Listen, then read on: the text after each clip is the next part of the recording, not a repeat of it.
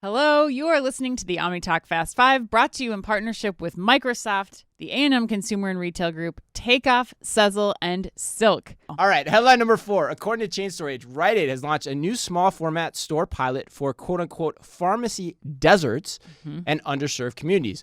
The first location opened earlier this month in Craigsville, Virginia, which has less than 1,000 residents, and 2 additional stores are planned to open in Virginia by early 2023. The new smaller format store will average approximately 3,000 square feet, which is significantly smaller, quite significantly smaller than the average 11,000 square foot to 15,000 square foot standard Rite Aid location, and will also still feature a full-service pharmacy along with an assortment of health and wellness products. The stores, this is important too, will also have a full-time pharmacist and a full-time pharmacy technician on staff. And your thoughts?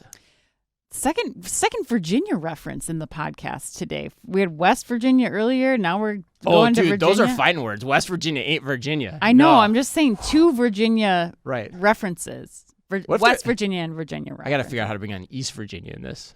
Oh, my God. Okay. I really like this idea. I like that they're... Sorry, I just died on the East Virginia line. Keep going. Okay. I'm amusing myself. I clearly. So I do like this idea of getting into these pharmacy deserts. Yes, I do. I just want to make sure that Rite Aid is making the investments operationally and in technology in order to execute this successfully. If we start seeing them leveraging, robotics for prescription fulfillment, like we are seeing with Walgreens, like that makes sense. But that is a big investment. I also think that you need to think about with all of these smaller satellite locations, you have to think about fulfillment operations and routing improvement and stuff. So if there's can you fill in one location, and is there somebody driving around and kind of routing all of those prescriptions so that people can still get access to them quickly? Because if it can't get it quickly, then even if they do have to drive a half hour, they're going to have to drive a half hour. I think they're also going to need smarter inventory analysis technology to understand they're still going to have wellness products. They're going to have a significantly smaller footprint.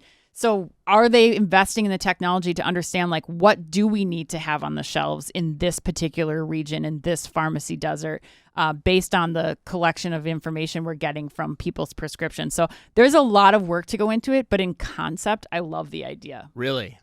Wow. Okay. I 100% disagree with you. I think points for altruism and the PR on this. Yeah.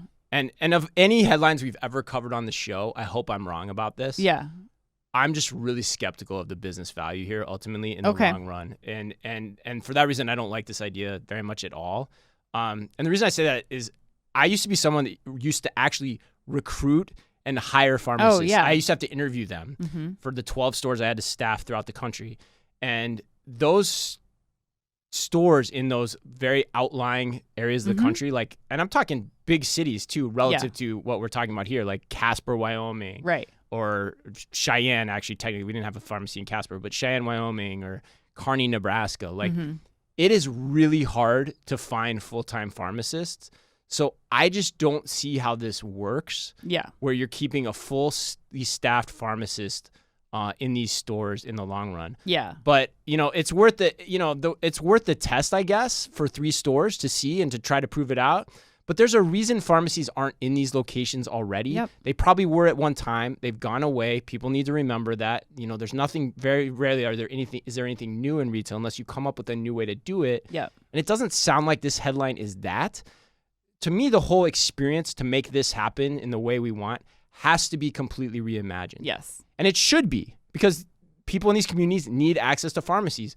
But so for me, I think of things like mobile ordering and on-site pickup via lockers or other types of services, but again, I'm skeptical from reading the announcement of this that that's what this is about. It sounds like it's just a smaller store with a staff pharmacist, which is going to be incredibly difficult to operationalize over time. Yeah, I don't think we disagree. I think that there's my You're thing more is bullish that it could work. It's great, but the investment has to be there. They're going to have to learn. I think your point is dead on about the pharmacists being fully staffed. Like, I think that's something that they're going to quickly understand. Like, maybe we're going to need this one person to float between all of these. But then again, there's so many operational things that they need to figure out before this can be. But the other thing, but the other reason I'm kind of skeptical of this, if you look at Rite Aid technologically, like and innovation wise, I would put them behind Walgreens and CVS, having followed the headlines for the last 4 or 5 years, like we have. Like, it just doesn't seem like they're doing things.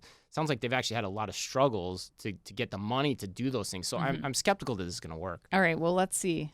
Fingers crossed. Prove me wrong, Rite Aid. Do it, Rite Aid.